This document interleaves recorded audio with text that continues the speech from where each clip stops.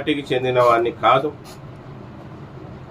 నేను ఏ పార్టీ అయితే అధికారంలో ఉంటుందో ఆ పార్టీతో డ్రైవర్ల కోసం పోరాడే వ్యక్తి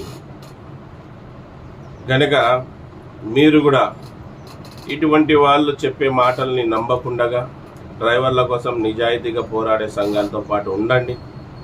అప్పుడే మీకు మంచిది, మన డ్రైవర్ రంగానికి మంచిది, మీ కుటుంబీకులు కూడా మంచిది.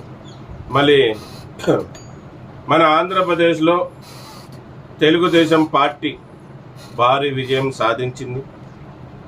మళ్ళీ తెలుగుదేశం పార్టీ అధినేత చంద్రబాబు నాయుడు గారికి, అలాగే వాళ్ళ పార్టీలో టీడీపీ పార్టీలో ఉన్న రాజకీయ నాయకులకి కూటమిగా ఏర్పడి సపోర్ట్ చేసిన జనసేన